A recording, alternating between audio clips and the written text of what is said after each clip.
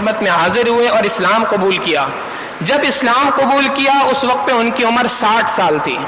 60 سال کی عمر میں دین کے علوم کو حاصل کرنا شروع کیا، اور احادیث مبارکہ کی روایت میں سب سے زیادہ روایت سیدنا ابو ہریرہ رضی اللہ تعالیٰ عنہ کی ہیں.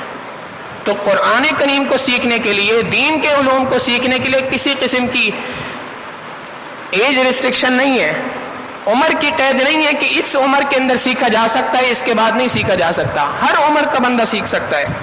ہمارے حضرت سے خاتون بیعت ہوئیں، انہوں نے اس بات کا ارادہ کیا کہ جی میں جو ہے وہ درس نظامی جو ہے پورا عالمہ کا کورس ہے پورا مکمل کروں گی.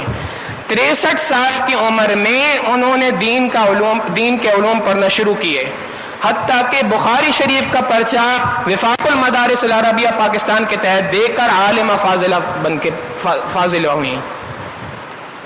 ایک آن ڈیوٹی میجر ہیں جنہوں نے فوج کے اندر اس وقت پر آن ڈیوٹی میجر ہیں، ساتھ میں شام میں تھوڑا سا وقت نکال کر علوم دینیہ کو سیکھنا شروع کیا. 8 سال پورے لگائے، عالم بنے، اس کے بعد مفتی بنے. اگر اللہ رب العزت نے قیامت کے دن ان لوگوں کو ہمارے سامنے کھڑا کر دیا، میرے بندوں یہ بھی تو لوگ تھے نا جنہوں نے دین کے علوم کو حاصل کیا. انہوں نے نہ صرف قرآن کریم کو سیکھا بلکہ قرآن کریم کے سارے علوم کو سیکھا، احادیث مبارکہ کے تمام علوم کو سیکھا. سیکھنے کے بعد عالم بنے، مفتی بنے، دین کی خدمت کے لیے اپنے آپ کو وقف کیا، ساتھ ساتھ اس کے کہ دنیا کی مصروفیت بے تحاشا تھی. میرے بندو تم بتاؤ تم نے کیا کیا؟ ہمارے پاس اس وقت پہ کیا جواب ہوگا؟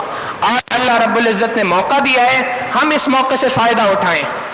ہماری اس مسجد میں جو درس قرآن کا سلسلہ شروع ہو رہا ہے، اس درس قرآن کے سلسلے سے فائدہ اٹھائیں.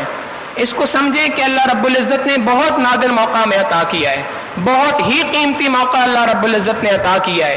اس موقع سے ہاتھ نہ دھوئیں بلکہ اس موقع کی اہمیت کو سمجھیں اور خود بھی اس درس کے اندر شریک ہوں، خود بھی قرآن کریم کو سیکھنے کے لیے اپنے آپ کو پیش کریں اور دوسروں کو بھی اس کی ترغیب دیں.